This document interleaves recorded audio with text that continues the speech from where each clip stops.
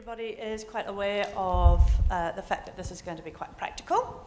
Donna Benjamin here is really, really strong on the idea of collaborating, getting together, and the fun things that can actually come out of that. She's actually one of our most amazing people in this community.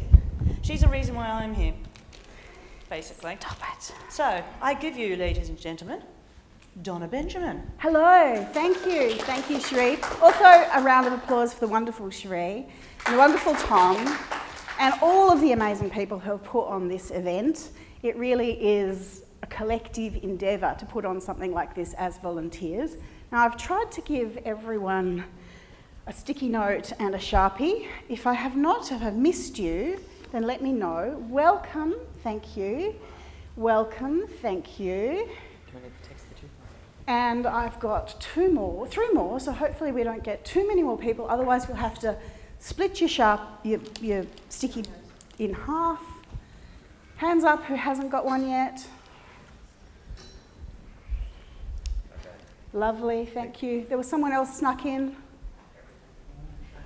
Matt, you're good, you're good. All right, anyone else? All right, very good. Okay. So, hello to those of you watching the streaming. I'm assuming some of you are there.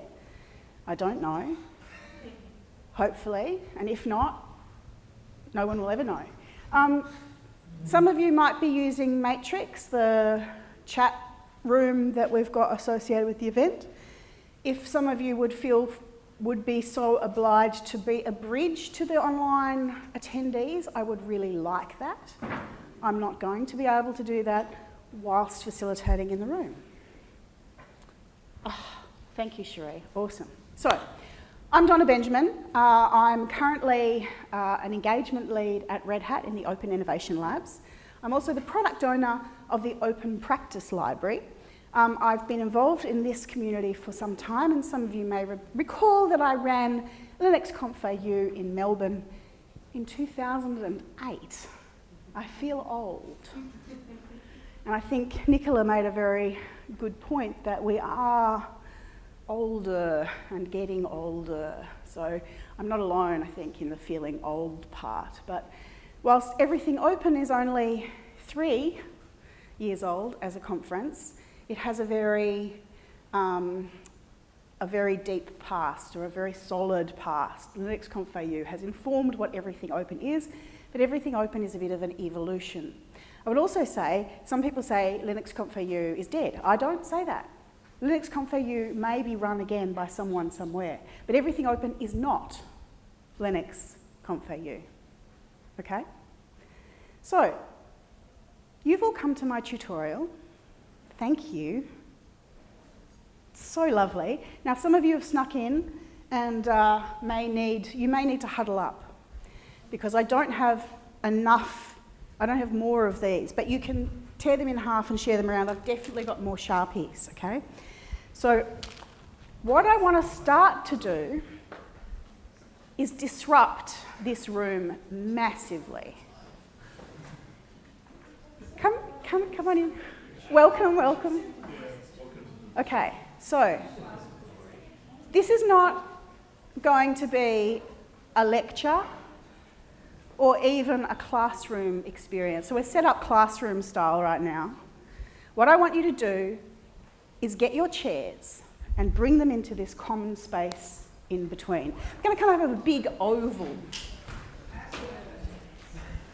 Now, do note how it's set up now, because we're going to need to return the room to how we found it at the end.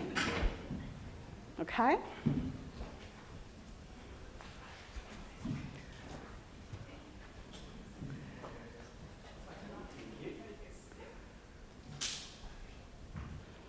All right. A little bit of readjustment. Now, is there a handheld mic? Yes, yeah. Awesome. Fabulous. Yep. All right, awesome. So we're sort of reconfiguring our space. Very good. It is very warm. I'm like, I just had Korean dumplings for lunch, and I thought it was a good choice before running a tutorial like this or a session like this. A workshop like this, actually none of those things. A conversation about collaboration. I'm taking huge liberties here. I was co-chair of the session selection committee, and I really regret submitting a session. But also it means I feel like I can really just throw the rules out the window about what's expected. So I hope you're all okay with that. If you're not, please feel free to throw things at me later, but let's get through the next sort of 90 minutes or so. Is that okay? All right, cool. So what I would not want to do is actually hear from each of you. We're going to pass the talking stick around.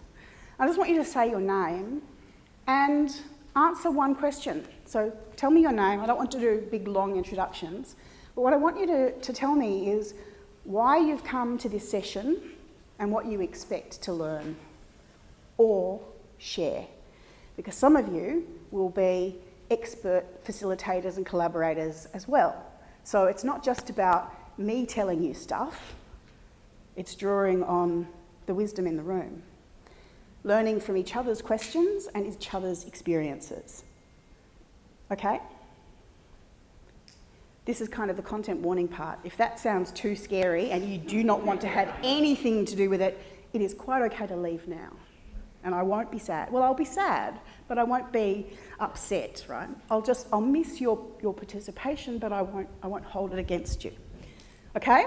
All right, well, I might start with Cherie because she's already shown that she can speak and is brave, so she'll model good hellos, and we'll go around. Is that okay?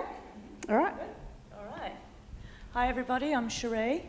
I'm here as a volunteer and effectively emceeing the room. I asked to be the MC of this room because basically anything with Donna that's going to be active and proactive and creative is going to be fun. Hi, I'm Rick Spooner. I'm from Western Australia. I'm a heavy diesel and auto sparky lecturer in the TAFE system. Oh, awesome. So really, I don't know if you guys probably don't see too much in the tech field. In the trade field, there's a huge divide between what we need students to do and what they can do for the trades coming through. There's still a lot of mentality about, I'm a mechanic, I don't want to use a computer, but you need a computer to fix everything. So, yeah. So I'm trying to learn some techniques, really. Welcome. I'm Jenny, and I'm somewhat lured in by the fact that Donna is running this as well, but also in my work, normal life, I'm part of a team and a section within a government department where we're continually trying to improve a government website, and we need to work collaboratively with the whole of the rest of the organisation to convince them that really writing things in plain English is useful and all of those other things. So ways to collaborate and work with the rest of my department would be fantastic, so I'm hoping. Hello, my name is Bei Fang, and I'm a volunteer here. Actually, I was the last year student of the library service, and I come here to learn something, how the open access patch in the library aspect, because I'm also the volunteer in the local community house, primary school, and the local library, and the library association. Yeah, thank you. I wish it will help me in the future and help the community. Welcome, thank you. Hi everybody, I'm Alicia. I'm a software developer in open source library systems from New Zealand, if you can't tell from the accent. And I came along today quite similar to what you said about being able to collaborate with different kinds of people. In my role, I work with and train software developers through to librarians, through to business managers, and everyone's got different interests, but we're all here because of library systems. So being able to collaborate with people with different interests and different skill levels is something that I'm quite keen to learn more about. Hi, I'm David. I'm a DevOps engineer. I'm here also because Donna is fantastic, and I knew that Donna would attract other people who also thought Donna was fantastic, and that you would also all be excellent, collaborative, welcoming, happy, wholesome people. And I like to surround myself with people like that so that I can, learn from them and draw on that. And I think that's the sorts of things that I would like to take away from this session is how to, run collaborative sessions and work collaboratively with people in a way that makes that, a safe space for people to be themselves, be their whole selves. Because I know from my own personal experience working with teams that are either like that or not like that, that the teams that are like that are just so much happier to work in. Yeah.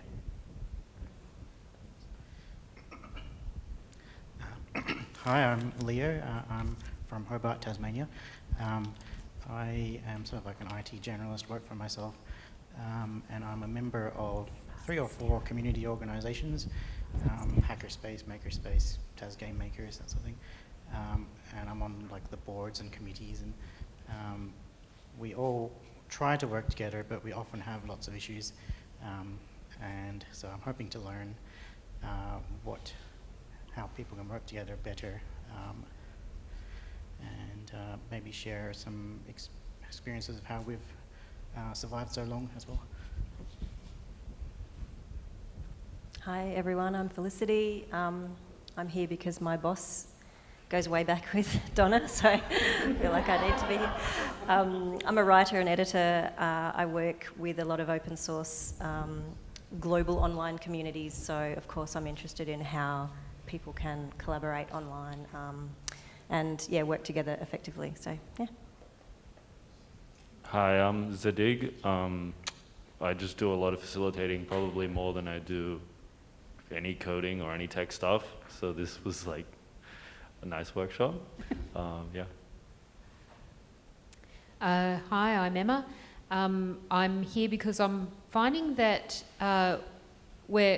I'm part of lots of groups that are having to do a lot more collaboration across a diversity of locations and with people from a diversity of backgrounds and life experiences, and with a much greater diversity of tools to do that collaboration than ever before. And I would really like us all to get better at using what we have and what we bring to the collaboration better than we are now. Yes, my name's Grant. I actually here from Adelaide, and I run a small IT scale business, sysadmin networking, bit of freelance work as a contractor. So I'm just here because the subject seemed interesting and I thought it'd be something good to learn, something a little bit different, skills. Hi, I'm Cameron. I'm a web developer. I use WordPress. You might have caught my talk yesterday. I am from Victor Harbour, which is about an hour and a half south drive from here, about 100 k's. But when I moved down here, I came from southeast Queensland, and so my network is largely still, East Coast based. So yeah, living in a little beach town where I do web development, largely doing a lot of like subcontracting and referral work. So collaboration's really crucial for me. Hi, I'm Justin. I work for the Tenants Union of New South Wales from Sydney. I'm essentially jack of all. I do all their IT. And why I came to this session. So the Tenants Union is a community legal centre that's part of a larger tenant advocate network. So there's centres in the regions as well as different parts of the city. And I'm just finally getting on top of just, the sysadmin nightmare that I inherited, and kind of getting it into a state where I can, look outwards towards the wider network, and just be good to know what I can do to work with them. Yeah. Awesome. Hi, I'm Grant. I'm originally from Adelaide, but 12 years in Canberra, sysadmin, and yes, I've just found in my last few roles that interactions with the team have been difficult. So in fact, one of them, management brought in facilitators to understand what was going on. That was when I decided, I do have to leave. Because it's like, I learned things about some of my colleagues that I knew were not solvable. So Yeah, and just curious to see what techniques might be achievable. Interesting. Okay, thank you. Hi, my name is Christian. I'm a chip designer here based in Adelaide. And for most of my working time, we spent in front of the screen and not really communicated much with even each other in the company, because we are so small and we don't need to do that very often. But I would like to get more of an exposure to the open source community, and I think collaboration is basically the underlying network that makes it all work together, and I think it's really important. Hi, I'm Reid. I'm an online lecturer with the University of South Australia, so just down the road. So I teach online over 40 weeks of the year. So I'm just here to see if there's any other tips or tricks to pick up from, or anything that I can help with. Thank you. Hi, I'm Trish. I'm from Ngunnawal country. I look after libraries. Libraries are one of the most collaborative sectors in the planet, and we pride ourselves on collaboration, which is a really dangerous thing, because at that point you stop learning. And so I'm very keen to hear what others are doing. Hi, I'm Sarah. I'm an academic librarian, and I think it's probably tied back to my boss when I first started supervising people, and he said, looking after people is the worst part and the best part of the job. And once again, like Trish, there's always stuff that you can pick up and understand and move forward with. Hi, I'm Ash. You found all the librarians sitting next to each other. I look after several open ed communities across Australia, Aotearoa, America and Canada. And so there's lots of collaboration in that open ed, collaboration is what makes it tick. And I think I've built a lot of skills through that work, but there's always more to learn, and I'm interested to see how other people do it in their parallel fields as well. Hi, I'm Daniel. I'm not a librarian. I do open sources leadership, but I have an intro view on things on myself.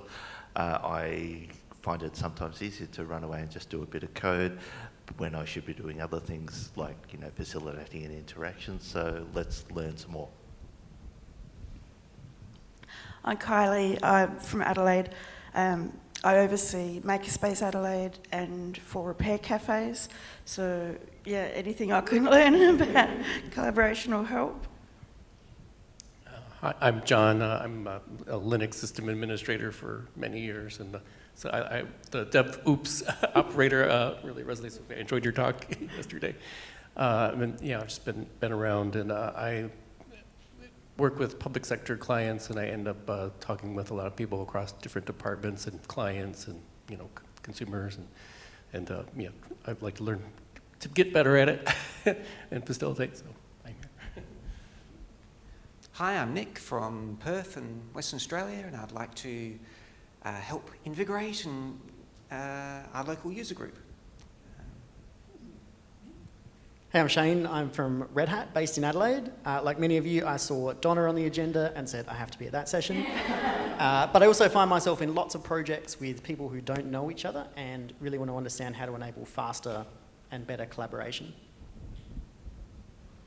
Hello everybody, my name's April. I'm a bootstrapping founder of a little tech startup for neurodivergent people. So that comes in tow with wanting to learn some more facilitation skills. And I'm also about to be a qualified counsellor. So I'm also looking to see what other skills I can gain from that too. So that's why I'm here. Nice, thank you. Hi everyone, I'm Matt. I use they, them pronouns. I am a neurodivergent person and a systems admin software developer with a huge passion for facilitation. So I'm interested in sharing and hearing things about that. I am going to run off to the next talk, but I'm going to stick around for a little bit. Hey folks, thank you for ignoring me while I did the walk of shame. My name is Nicola. I am a leadership coach with a company called Blackmail, where people pay me to kind of do facilitation. So I've been trying to do some formal learning, because my imposter syndrome says that I'm terrible, and I'm ruthlessly aware that the hardest problem in tech is not printers or video conferencing software, it's actually people. And if you saw my talk yesterday, you know that I'm very excited about people, connection, community, and this is just one more aspect of that I'd like to know about. Awesome, thank you. Can I give you that? Yep. Okay, so there's not quite enough sticky note pads to go around, but hopefully you can share. If someone doesn't have one, maybe one of you can pull yours in half. There are definitely enough Sharpies to go around. So what I'm going to do now is I'm going to give you a question to think about, and you're going to do some silent brain writing. I'm introducing two practices right now. One is silent brain writing, and the second one is called 1, 2, 4, all. So what I'm going to ask you to do, I'll hold the question, I'll just do the process first and then I'll give you the content, okay? So I'm going to ask you to write down answer your own personal answer to the question.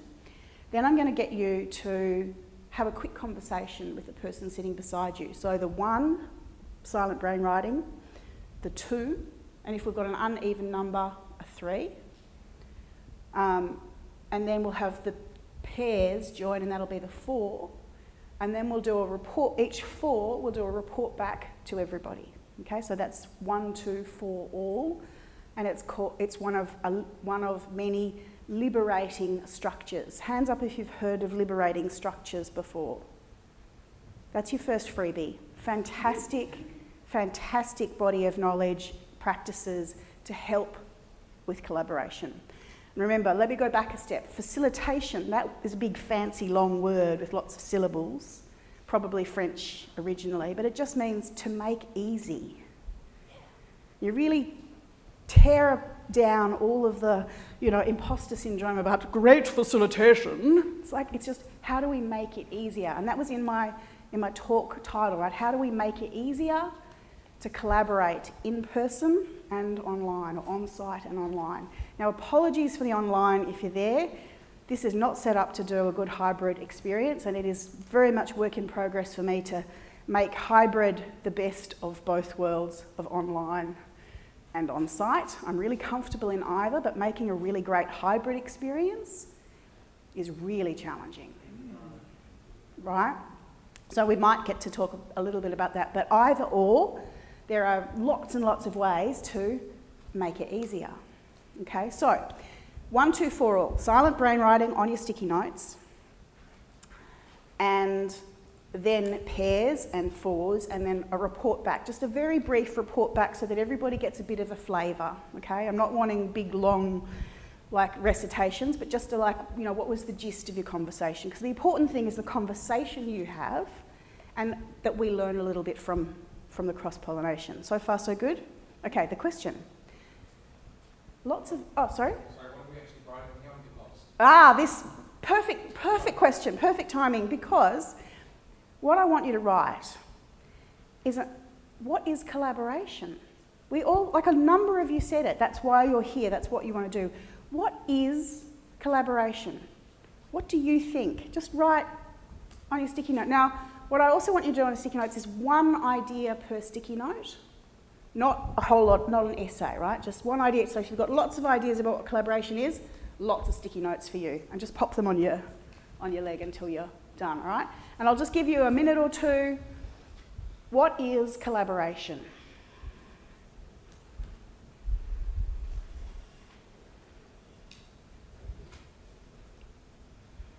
Doesn't look like we've got anyone online.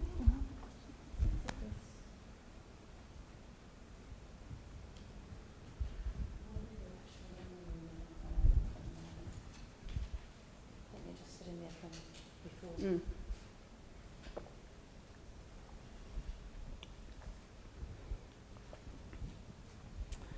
Just to throw into the mix, at one point I've been involved in the Drupal community. We were talking about getting away from saying code sprints to changing the name so they'd be more inclusive. And we said, there should be collaboration sprints.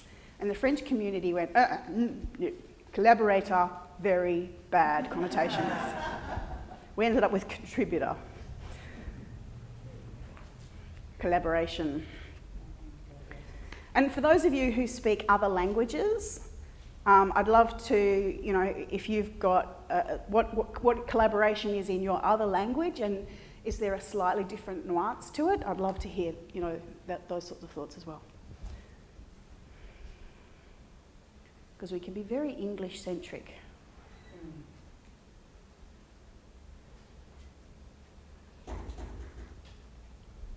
Give you another 30 seconds.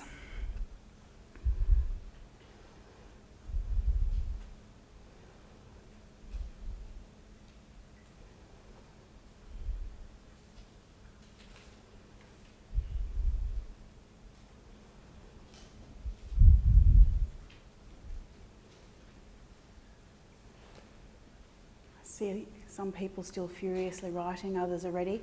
If you've finished and your neighbour has finished, feel free to start to pair off. And if we have... 26. We've got 26, perfect. So pair up, share your... And I'm going to give you 3 minutes. So 1.5 minutes each. Try and be fair to let everyone... And you can either go next to each other or, look, you can cross over the great chasm. All right? But I'm going to give you 3 minutes. I'm going to put the timer on to keep myself honest. But just share what you've come up with. What is collaboration? Do you think the same? Do you think different? Compare and contrast.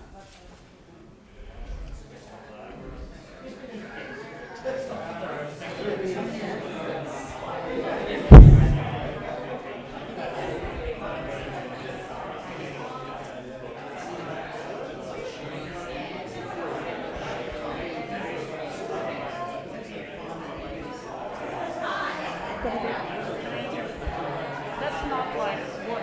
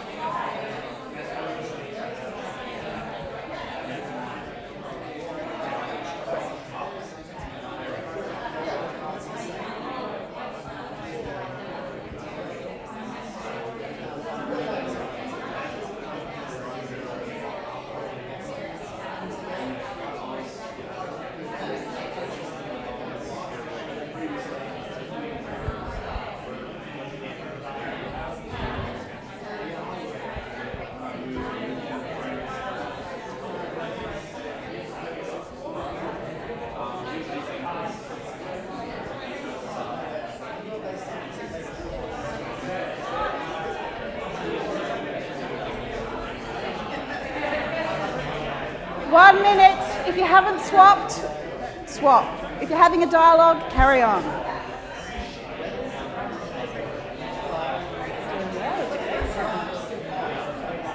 It's always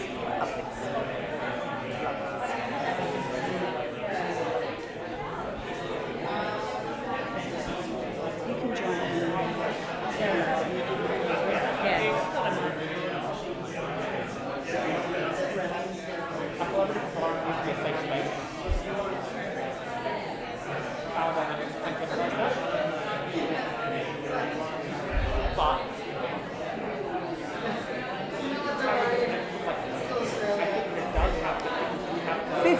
Seconds. 10, 9, 8, 7, 6, 5, 4, 3, 2, 1. Woohoo! Awesome. Thank you, everyone. All right, now what I want you to do is pair your pairs. Pair your pairs. Huddle up. Find another pair. They can. Okay.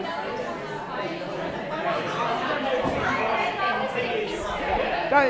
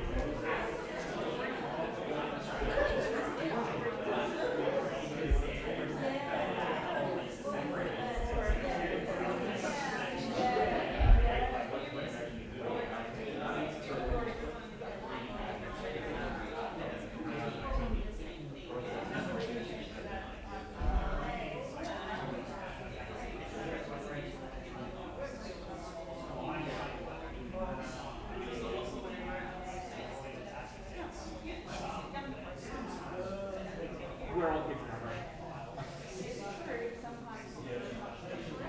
Yes.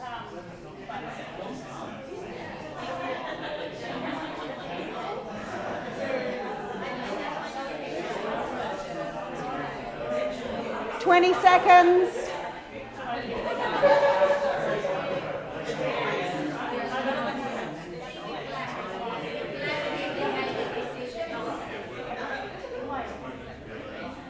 Nine, 8, 6, 5, 4, 3, 2, 1. Thank you, everyone. All right, so now for the all part. Now, I'm not sure that this is going to exactly work, so bear with me. What I'd love to have happen is to get each group to come up and put your sticky notes up here underneath the screen. And as you do so, have one member of your group just kind of report back a little bit on what what's the kind of gist of your conversation, okay?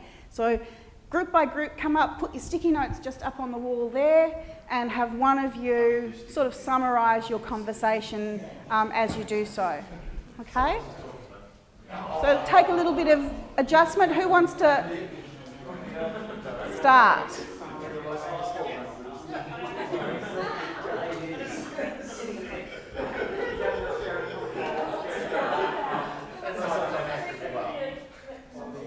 Awesome. Yeah. Are you going to be the spokesperson as well? No, Matt's going to be, okay. Well, and remind me of your name, it was April. April's putting up the sticky notes, and Matt is going to give us the little summary of the discussion. Go for it. So it was hard to kind of summarise our stuff, as it often is, but the keywords that I pulled out of it were collaboration includes things like togetherness, sharing, having a common goal. Just pause for a minute there, Matt. Can I get everyone's paying attention to the report back? Thank you. So togetherness, sharing, having a common goal, the journey being a higher priority sometimes than the outcome, because sometimes you find out that the outcome isn't quite what you're looking for, and it might evolve on the way.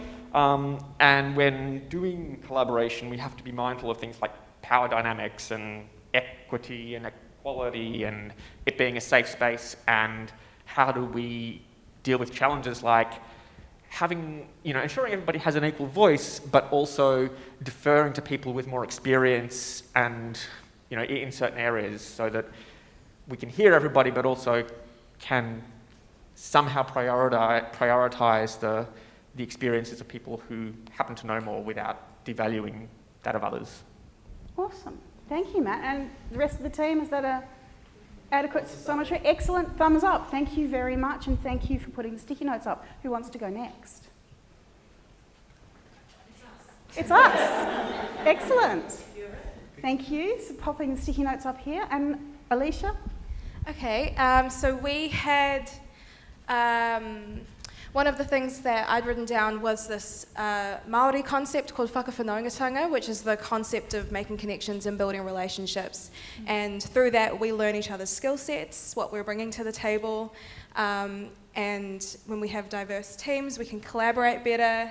It also means that we get to know each other's goals. And another part of collaboration that we'd written down was working together toward a shared goal or purpose. And we also had a really beautiful Chinese proverb which sums that up. I want to say it, but I don't want to butcher it. It said, 我为人人，人人为我。我 means I. 为 means do something or help something. 人人 means people, lot of people. So I will do something for the other people, and the people will do something for me. Oh, lovely. Yeah. Thank you. And the rest of the team? Oh, and another concept in Māori is mahi tahi. Mahi is work and tahi is one. So working as one, which sums it up again. Yeah. Anything else to add? No. Beautiful. Thank you. Next team? Next team. You're doing stickies. All right. Excellent. Who's speaking? Sure, all right. Yep, sure. I'm working towards the team's shared goal of communicating, that we also had a shared goal as one of our sort of key points. Some sort of other things that I think we had was around, minimizing, like unhelpful conflict, right? We were just sort of talking through the mechanics of like, is some conflict actually good, right? Like, tension within the things that we all bring to a group. I had introduced the idea of, schemas, that we all have this internal mental model of what the world is, and that's based on our own individual lived experiences. And that it's the fact that we are all bringing a different set of schemas into that collaboration that leads to the better outcome than just a single schema producing the outcome. I feel like I'm forgetting some like really pertinent points that you two had come up with out of your sort of iterative was another thing that we iterative come up with. Yeah. Nice. Anything else from that team you want to call out? Happy with David's summary of the gist of your conversation? Excellent. Thank you. The shared goal. The shared goal. This is lovely. Next team. All right. Sarah's bringing up the sticky notes. Thank you. So we were all on the same page, which was nice. So we didn't have too much fight in collaboration. We ended up saying that it was intentionally doing things together towards a common goal. So picking up a lot of things. Nice. We avoided working because we thought it was quite a loaded term, and there's a lot of collaborations that is doing things that are not work. we also sort of had a whole lot of things that were more, I guess, aspirational around things. So effectively doing something to be a collaboration, respectfully, an awareness of unequal contributions and different people doing different things, but also potentially something where we wanted people to have equal voices and responsibility around raising each other's voices for a true collaboration, and an awareness of the strengths and weaknesses of and limitations of yourself within a group. Nice.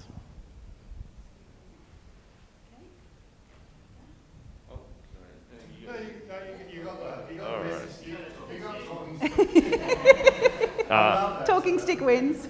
Yeah, so our group, we didn't have too much in the way of disagreements. In fact, it was all almost the same. We could have picked apart the slightly different words we use. So saying like working together to produce like a shared result, like something we're both working towards, but being specific about it being a result or the production of that. But then also, for example, working towards a shared goal might be slightly different. We also had the sharing of processes and ideas, and just talking, we had a discussion about what the difference is between those two. Can you share ideas and not processes, or can you share processes and not the same ideas? Yeah.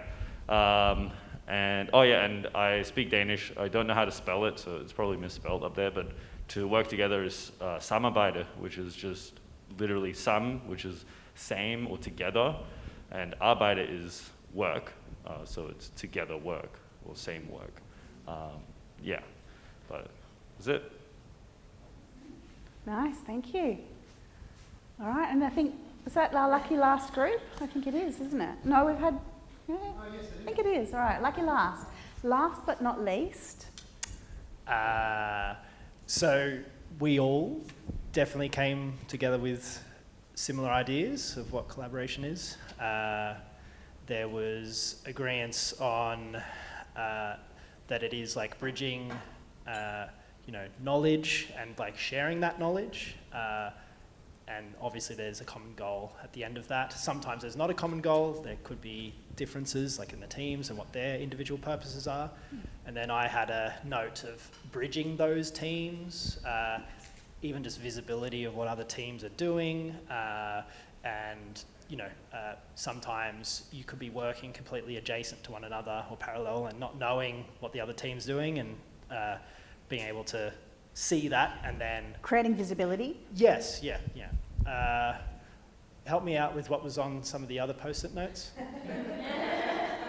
Well, I think I've grouped them together in two main things. One was like, teamwork, working together, coordination resources. The other one is the sharing knowledge. I think I'm getting picked up by yes. There's two talking sticks. So just the sharing knowledge, transmission of ideas, common values, being able to easily see what other teams are doing, openness. So I've just put them into two columns there because I think that's how I group them. Awesome. Thank you, everyone. Give yourselves a round of applause. So two things here, right? We've just kind of shared what we think about collaboration, and we've also practiced the 1, 2, 4 all liberating structure. I can't remember all the really good stuff to say about that liberating structure and why it's so awesome. So hopefully you've just sort of kinesthetically experienced why it's so awesome, but see how it gives everybody a chance to not just do the introduction. So the first one where everyone went round, that's a round robin, where you just ask everybody to speak in turn and you go around the circle. It takes a long time. But if you want everyone to speak, 1, 2, 4 all has this like deeper, meaningful one-on-one conversations which you then cross-pollinate out. So I think it's a ripper. The first time I was exposed to that, I went, whoa, where's that been all my life, right? It's just, and it's so easy, right? You saw how I didn't need to tell you, I told you we were doing it in advance in this environment because I want you to know what we were doing, but you actually don't need to like do the instructions first. So to my talk description, how might we make it easier to collaborate? What is collaboration? Quick poll, did anyone have any negative connotations about collaboration? Oh, not about collaboration, sorry. Just with the, how The 1, 2, 4? yeah. 1, 2, 4 thing went. Did anyone else have trouble with hearing? Good point. Yeah, because there are lots of background noise. Yes. Yeah, I couldn't hear what the others were saying, so it was really hard to engage. Right, that's a really good point. When you've got poor acoustics, the general hubbub can be really, really difficult and make it difficult to tune in, and sometimes you have to make yourself separate more. That's a really good point, Kylie, thank you. We were a larger group than 4. Yes. And that too. Yeah. Just one-on-one, I still couldn't. Yeah, no, I think that's a really important point, and a downside, right? So the downsides to collaboration. Did anyone in their discussion groups talk about collaboration as being a bad thing? No one? We talked about bad collaboration. Bad collaboration. As a bad thing. Okay, because one of the things, I'm also a team topologies advocate, and team topologies has collaboration as a key interaction mode between teams. And collaboration is generally awesome, but it takes a lot of time to do it well and properly and reach your intended shared purpose. So collaboration can be a time sink, and if you don't have time and you can't all come together in synchronously, how do you get the benefits that we've all just talked about, right? So I think there's some sort of undercurrents that you want to think about when you really want to step into the space of facilitating really good collaboration. Collaboration is not always what you want, even though I think it's awesome and we should do it all the time, but we shouldn't. There's someone online, hurrah! Hello, online person. What have they said? Hello. Thank you. I'm just sending notes. Are you collaborating online? Yeah. Awesome. Ah, excellent. All right, brilliant. Thank you. Okay. Right, so this thing about collaboration is not always what you want because it is a time sink. So this is where I want to introduce the online or asynchronous stuff. Like, how do we collaborate asynchronously? And we do. Like, I think the open source software world is absolute masters of this. Many people collaborate incredibly well over mailing lists, and in the olden days, this thing called IRC. Some of you may not have heard of that. Never having met each other, never having had a conversation in the same room, right? So that's still collaboration. I'm watching remotely, and yeah, the hubbub was also a bit overwhelming remotely, but as a passive remotee, it was okay to just mute and tab out for a bit. Thank you, Kate. Kate is someone I get to collaborate with on-site and online, and is a joy. So thank you, Kate. I really appreciate you bringing that element into our room. I'm assuming you're over there. Okay, so 1, 2, 4 all, silent brainwriting. Bye, Matt. Thank you. And if anyone does want to rush off and go to the other session, that is perfectly fine. Now is a good moment to do that. Feel free.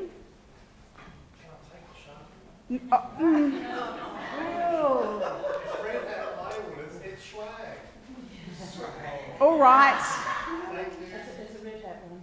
It is a red hat one. I don't have, they're precious, but yes. Bye-bye, thank you. All right, so for those of you who are going to stay, this sort of shift from having a conversation like this and introducing these practices is one thing, but when we often end up using tools of various kinds. Like, we're just using sticky notes and Sharpies as our tool right now to kind of capture some ideas.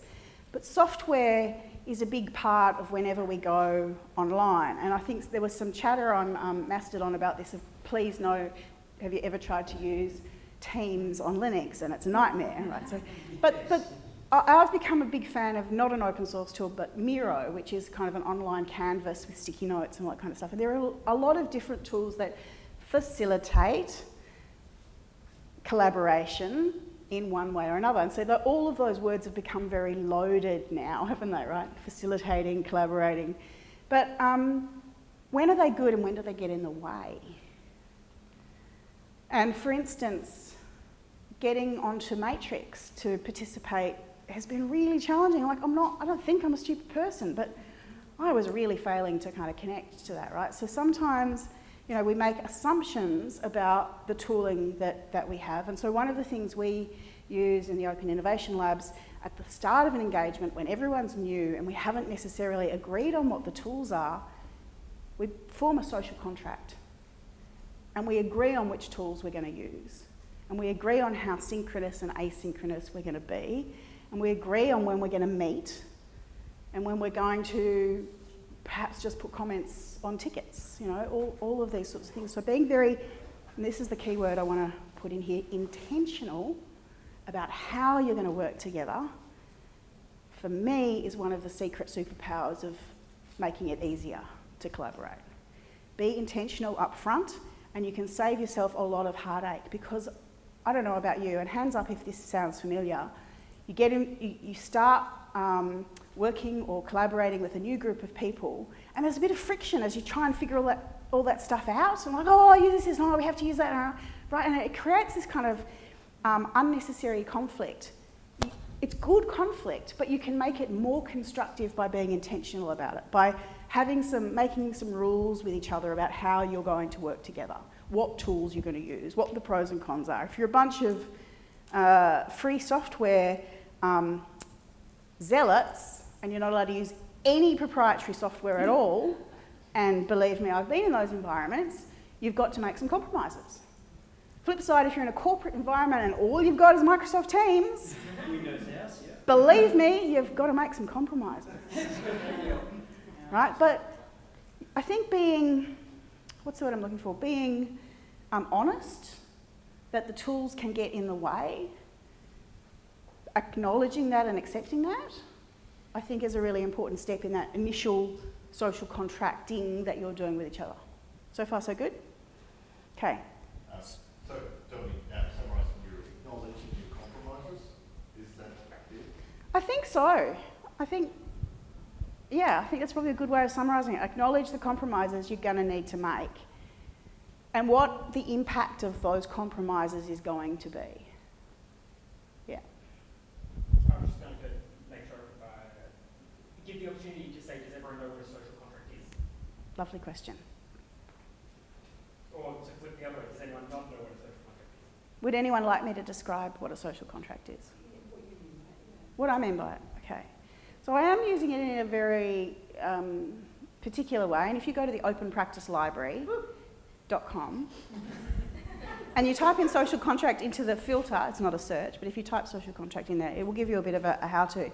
But we use it, it's a session, and it can be between half an hour to as long as it takes, where you discuss how you want to work together. And what we typically do is use sticky notes and Sharpies, or the virtual kind on a canvas, and write down our expectations of how we want to work together, whether or not we're morning people, or whether or not what we like. And out of that, you then come to agreement and prompt in there tooling, timings, all that kind of stuff. But also, like, you might say, for instance, I'm really introverted, and I just don't like talking to people in the morning until I've had 3 cups of coffee, so can we please do our stand-up after lunch? Or I need to pick up my kids at 3 o'clock every day. I'm not going to be available for that time zone friendly meeting that we have at 5 p.m. each day, so we're going to need to make accommodations and affordances. So it's basically a structured kind of collaborative conversation, a bit like we've had today, focusing on how we're going to work together, when, why, and with what tools. Yeah? Has anyone done something like that before? Yes? Mm-hmm. Informs. Team charter, sometimes called. House rules, all sorts of different ways of talking about that. But basically, the key is no matter what it's called, it's the intentionality and agreement about how we're going to work together as human beings. Great question. Where was I going before that? Practices. So 124 All is in the Open Practice Library. Social Contract is in the Open Practice Library. I think Silent Brainwriting is. but tell me if it's not, and we'll have to fix that. I found it. It is that. Sorry, it is? Awesome, thank you. The round robin is not. It's a very common one, and we probably should make it official. So the Open Practice Library is, I'm very biased, a fantastic resource of all sorts of different things, but not just practices for collaborating, also tech practices, discovery practices, prioritisation and decision making. It's awesome, check it out. I'm the product owner and I think it's very cool. And you should all come and collaborate and take part in that as well, right? Okay, so just to kind of recap, and let me just give myself a time check. Beautiful. So, hellos, the round robin, the bit of an intro on me, the introduction of a couple of practices, Silent Brian, 1, 2, 4 all. What's the challenge? Like, why are we even having this conversation? This shouldn't be hard, but it is. Some people find it extremely hard. Right? And if you try to get them to think another way, it's sort of taken as a, they get their shit up. Especially in the industry where I originally started from, it's a very hard thing to do. And it gets people Fired up really quite. right. You get conflict. You generate conflict. Microphone. Oh, talking stick. Thank you, Kylie. Do you want to just give us a quick summary of what you said, because it will not be recorded? Yes, some people, do definitely find it very confronting. They can't work in that sort of thing. The industry I come from before, it was very much, that's it. You do as you're told. If you don't like it, there's a window seat. So, yes, and people, if you do try to, not so much fight back, but just sort of try to get another way of thinking to work through a problem, yes, it can get people's noses out of joint quite easily. Anyone else? Why is it so hard to collaborate? I think it's also a real skill to learn how to collaborate in a group as an individual. Like, when is an appropriate time to speak up? When is the right time to just sit and listen? Like, all those sorts of things. It's actually something to learn. Okay. One here.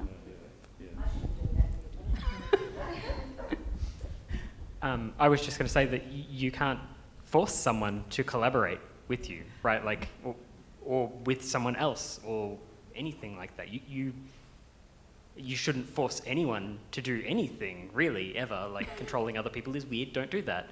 And so therefore, like, I've personally found that the best way to achieve that outcome of improving collaboration is by modelling the behaviour that you want to see within a group, and letting that hopefully be self-evident as, achieving better outcomes than the alternatives, and, providing an opportunity for people to go, we'll do that.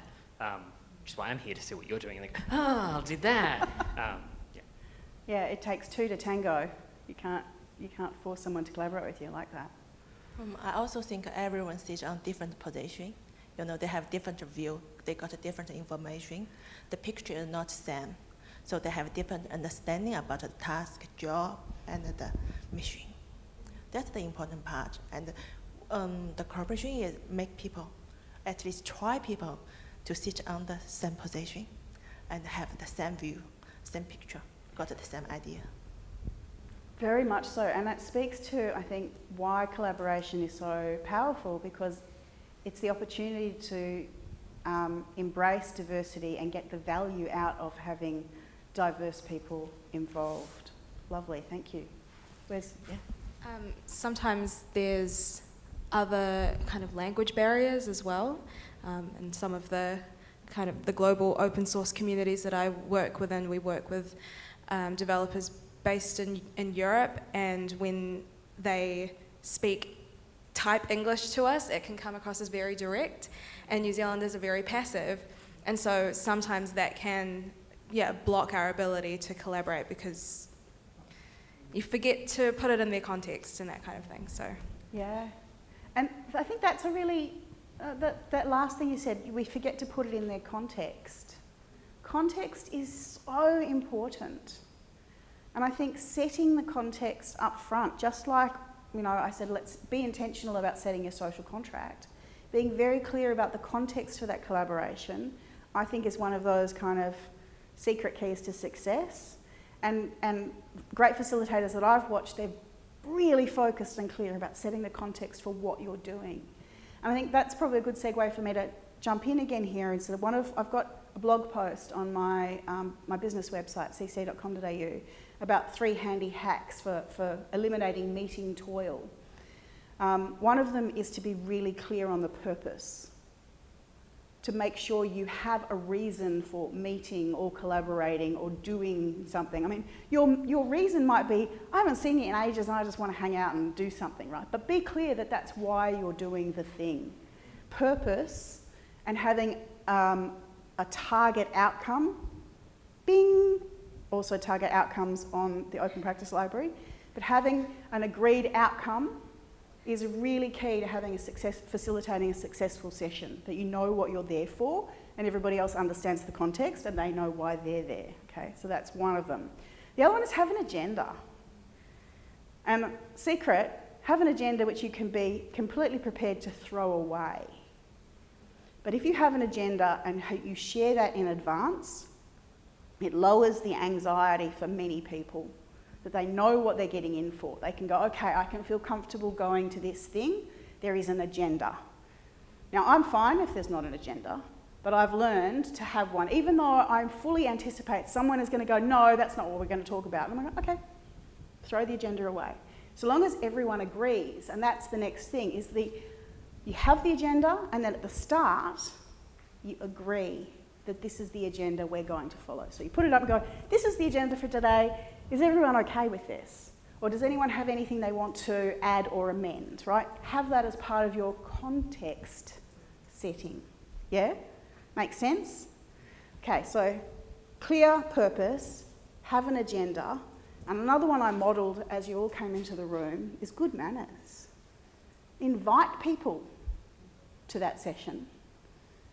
Welcome them when they arrive, and at the end, thank them for their time and attention. So good manners. So my 3 handy hacks are have an agenda, have a clear purpose with an intended outcome, and have good manners to welcome people. And just those 3 little tiny things make an extraordinary difference. And I have done a little informal sort of research on that.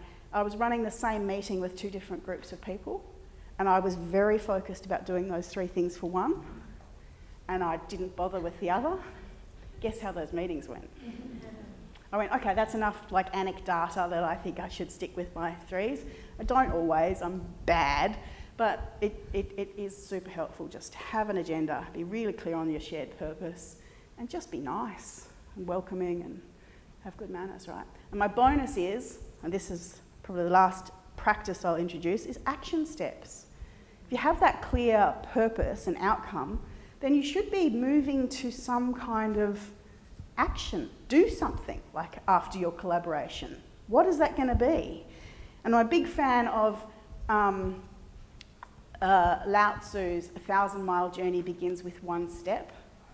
So I framed the practice as action steps. At the end, towards the end of your meeting, you're going to wrap up, get everyone to commit to 1 action step into the future that moves you towards your shared goal or objective.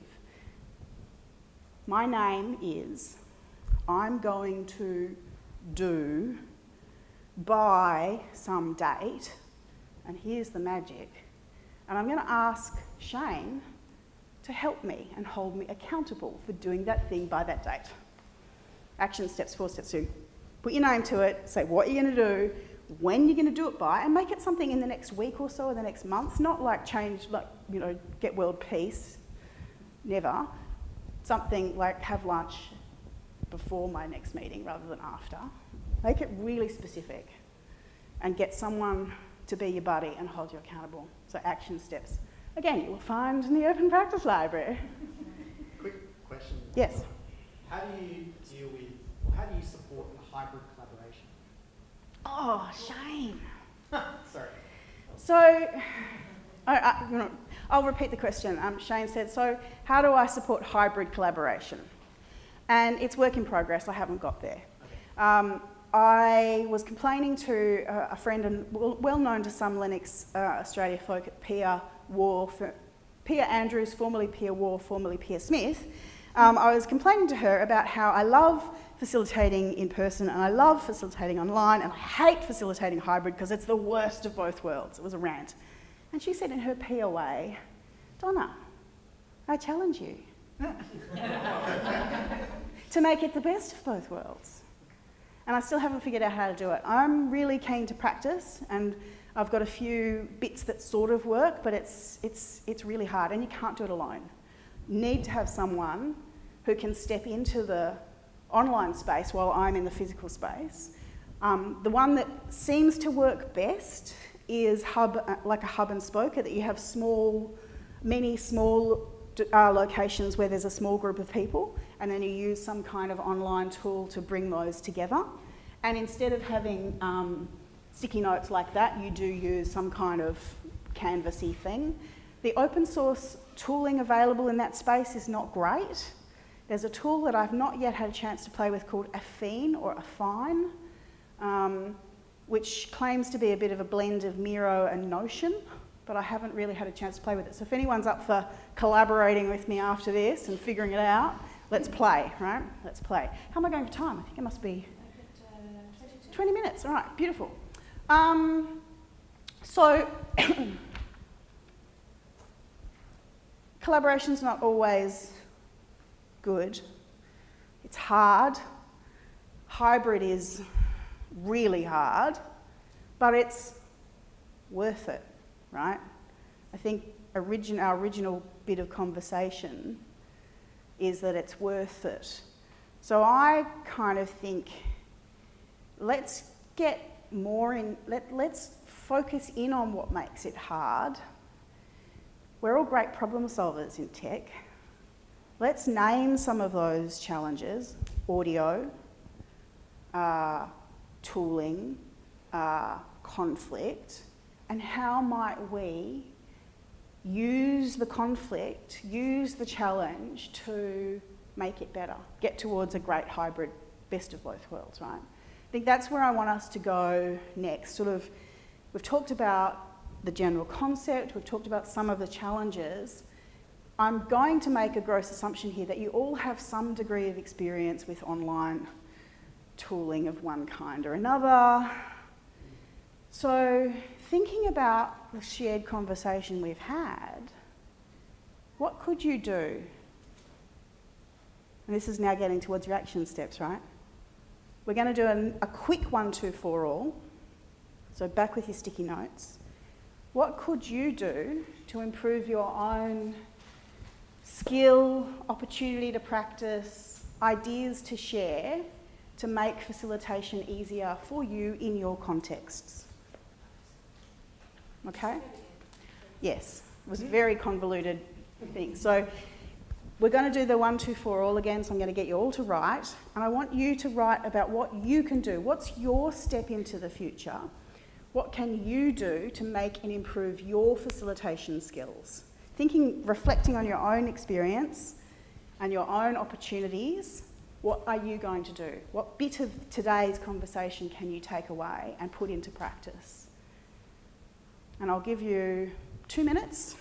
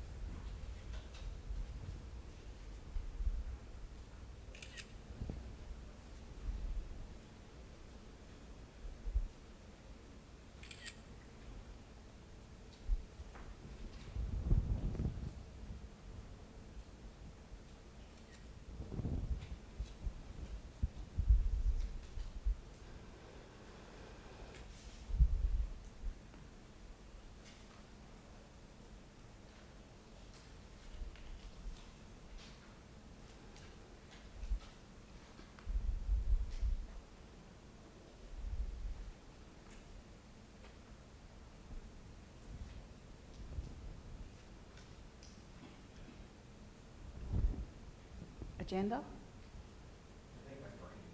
Yeah, fair. Meditate. There you go. All right.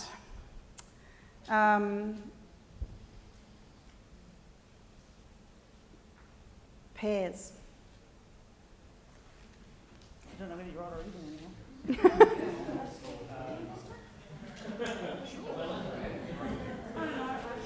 Or threes. Twos or threes.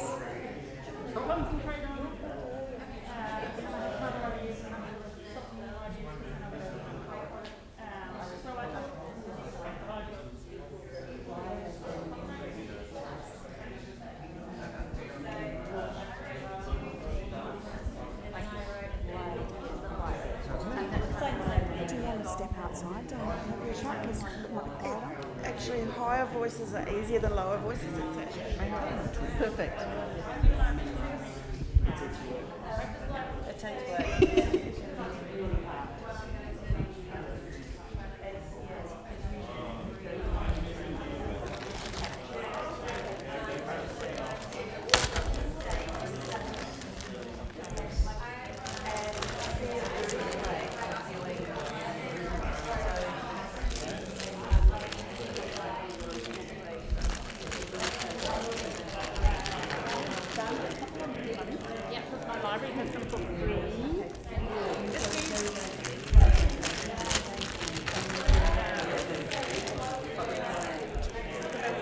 Donna, I have a really big question for you.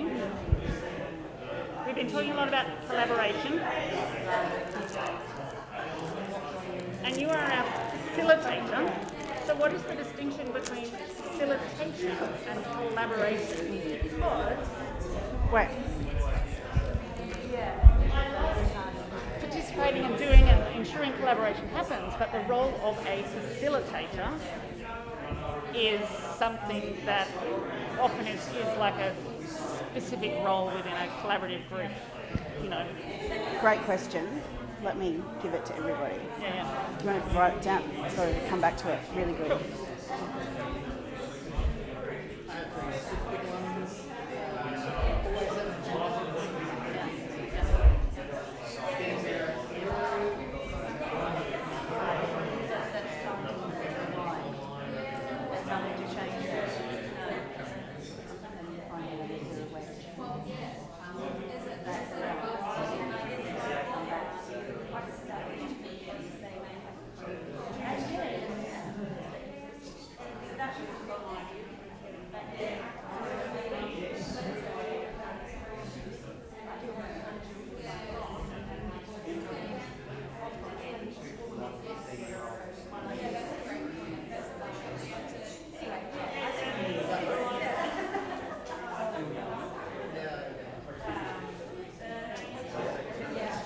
Seconds.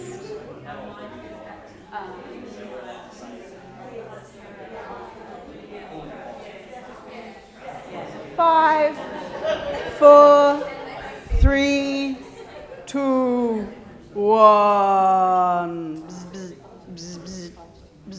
All right, you know the story now. So pairs become 4s or 6s.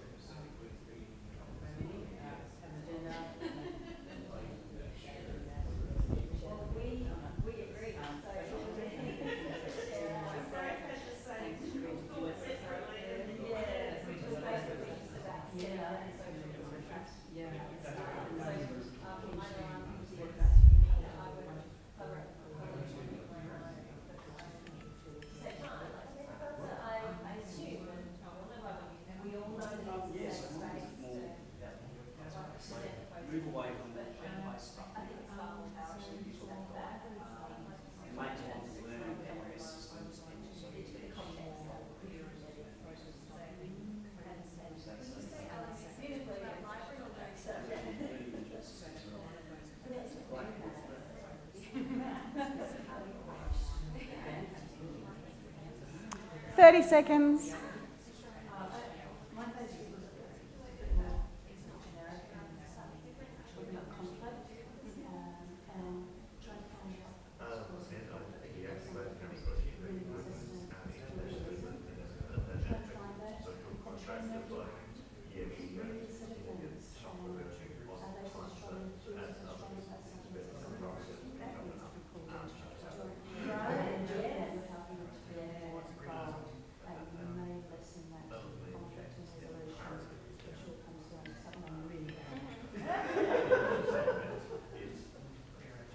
All right.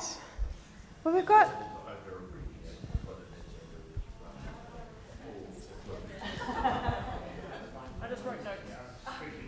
Oh, do you want to go? Do you want to go? Yeah, Bingo. Hello. Hello. Hello. Oh, I'm sorry, Nicola. I'm not actually going to do the all part because we're just about out of time. But I'm glad you've got the mic. All right. So we're not going to do the all because we're getting close to time. But I think this is more about, you know, you've just done that reflection about what you're going to take out of this and shared this and hopefully got some ideas from the other people around you. Nicola asked me a really good question. So Nicola, you've got the mic. I spoke to Donna and I said, look, your title of your talk is about facilitation, and we've just spent a lot of time talking about collaboration. What is the difference, and what is, I guess I was coming into the heart of, within a collaborative environment, sometimes you have a facilitator, sometimes you do not. Like today, Donna is our facilitator. So how do you learn to become a good facilitator? What is the difference? Like, when do you need one? Sort of all of the questions around facilitation versus like just collaboration. Yeah, thank you. It's a really good question, and I'm not going to confess to be able to answer it with authority, but from experience and a little bit of theory. So I mentioned team topologies before, and if you're not familiar with team topologies, highly recommend it as a book, as a website, as a way of thinking. But they have 3 interaction modes. They talk about collaboration, they talk about facilitation, and they talk about as a service. And it's very much in a sort of tech space for teams to be able to collaborate. And if they can it's how they interact, sorry. And the interaction as a service is perhaps you've created an API and I can do self-service, but there's a team responsible for it. And there's an evolution. You actually need to start with collaboration. You need to figure out how this thing is how these teams are going to work together, how these people are going to work together, how we're going to do this thing. Whenever there's any degree of newness or uncertainty or figuring things out or building things together, that's collaborating. It might be ideas, it might be buildings, it doesn't matter, but it's the doing together, the thinking together, the creating together. And I would go so far as to say there's an equalness in the sides collaborating. There shouldn't be a vast power imbalance or a vast this lot knows everything and this lot doesn't. When you get into that space, that's where you start to have facilitation. And so in the team topologies world, they talk about 4 different kinds of teams, and you'll get an enabling team, which will often use the facilitation interaction mode to facilitate the other team learning the thing. That's one form of facilitation. Back to facilitation being just make it easy, you're generally stepping into a leadership or servant leadership space as a facilitator. You're taking some degree of control from the group, hopefully with their consent. Not always.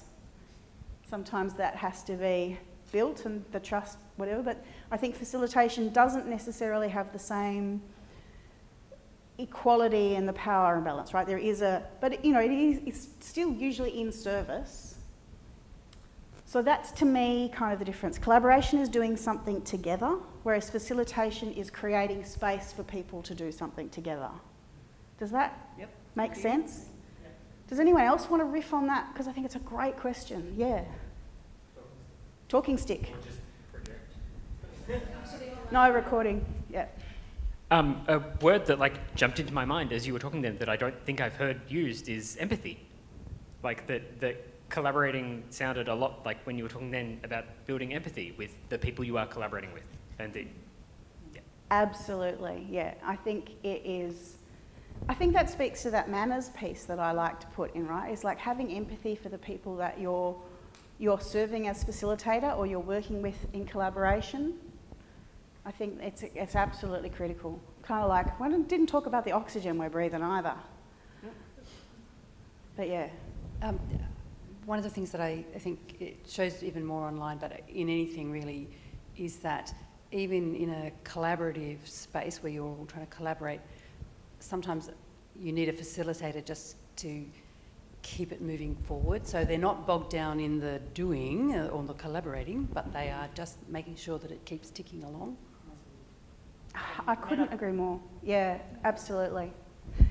Talking stick back to Alicia. I was in a meeting recently for a new group, and we were trying to come up with a mission statement, and I suggested that we use the word facilitate or enable, and I was really surprised that someone responded and said, I don't really love those words because for me it sounds like doing nothing. And I was like, that's so interesting, chair of this meeting. I don't know what that says about how you view your role, but yeah, I just thought it was interesting. It's a lovely I wanted to observation. share. Yeah, yeah. Anyone else? I can talk all day.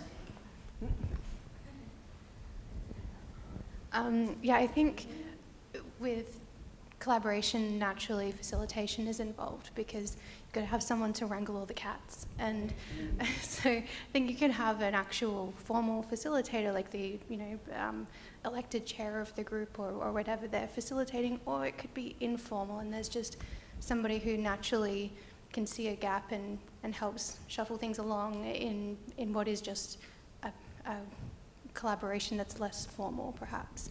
So it can be an actual role or just a position somebody fills. Yeah, I love that. Thank you.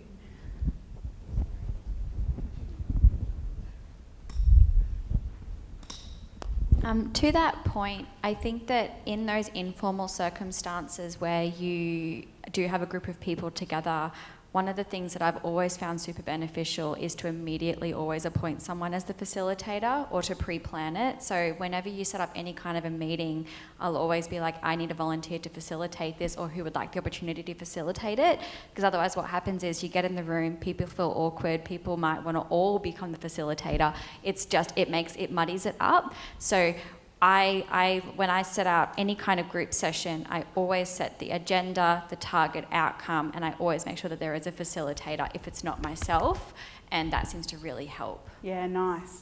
Actually, that's a good point of like getting people to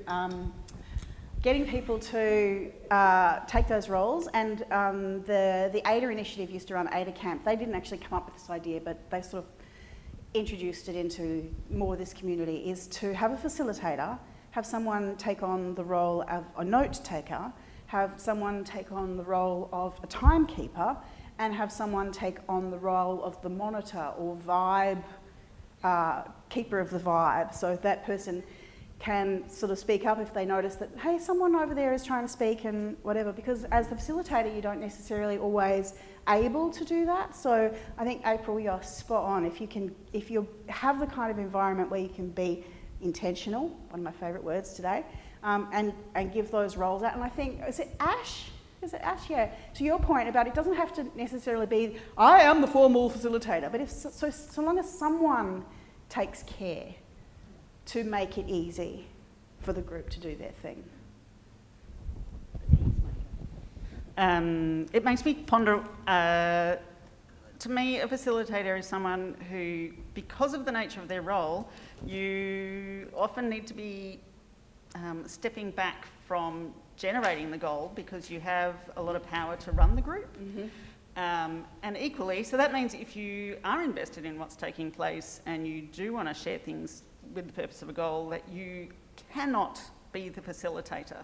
And this is very difficult for the hippos. Can't remember what the acronym stands for, but people with a lot of power, they often have a lot of authority. They may have a lot of expertise, particularly if you're talking a technical team, and getting them to not be the facilitator officially because they can't fulfil that role. That's really challenging, but you often don't have enough people around to have like an external facilitator, like external to my team. So juggling that can be really tough. Absolutely. Thank you, Nicola. There's a question there, but also we're right on 3 and we have to put the room back. So if we do that really quickly, and then we can still have a little bit of, we can still have another question. Stand up. Do you want to just get that one question, and maybe you can ask the question while we start putting chairs? Can we multitask like that?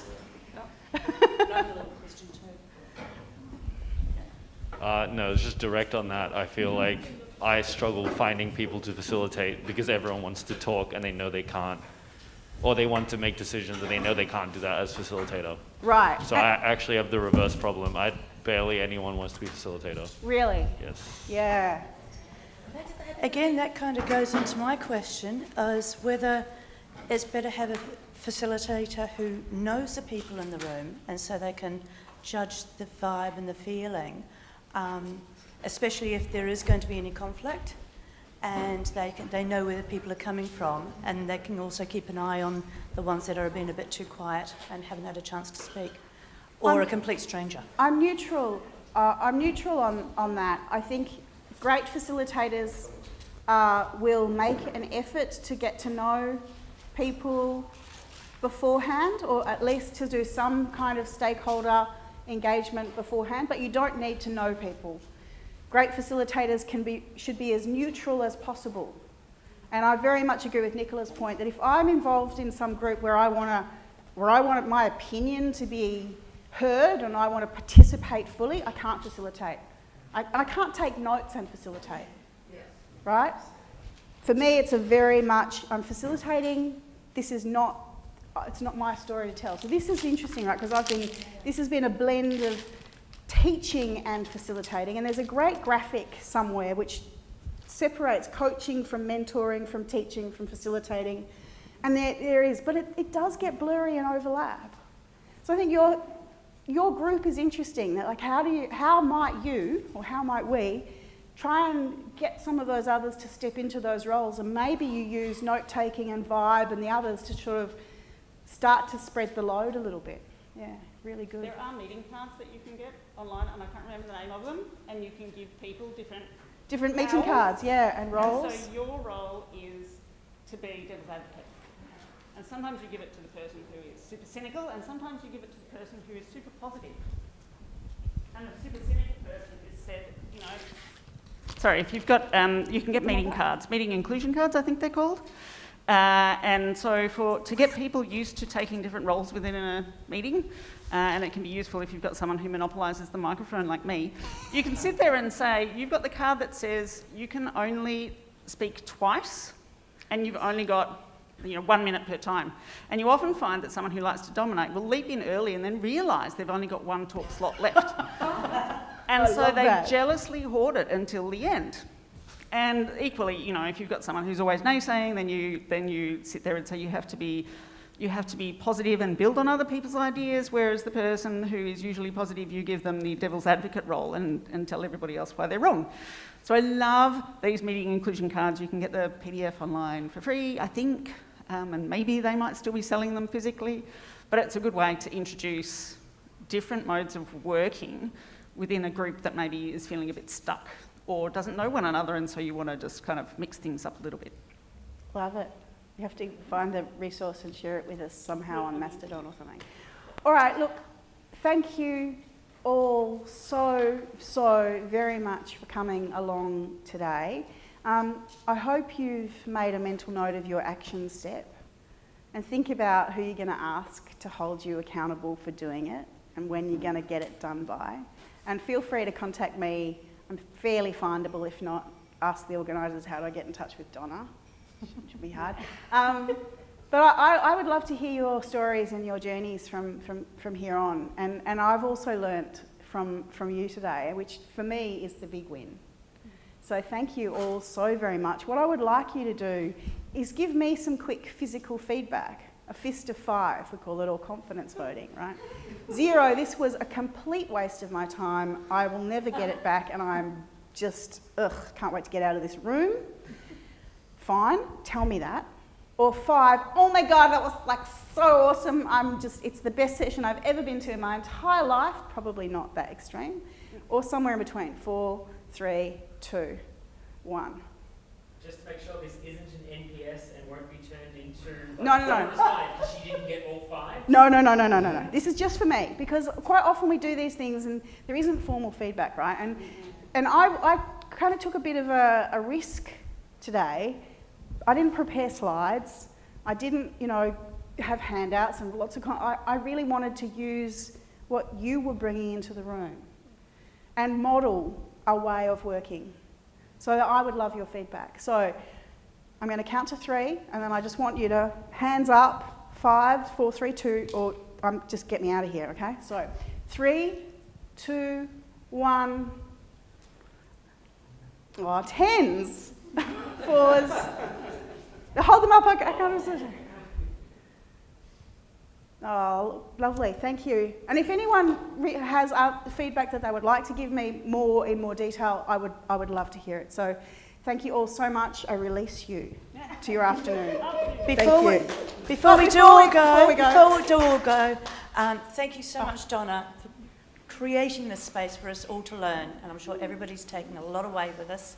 And as a thank you, we have this beautiful little piece that's been especially designed and made by one of our local volunteers. So display that with pride as being one of this year's speakers. Oh, thank you, Cherie. Thank you, everyone. What a delightful way to spend a couple of hours at Everything Open. So thank you all.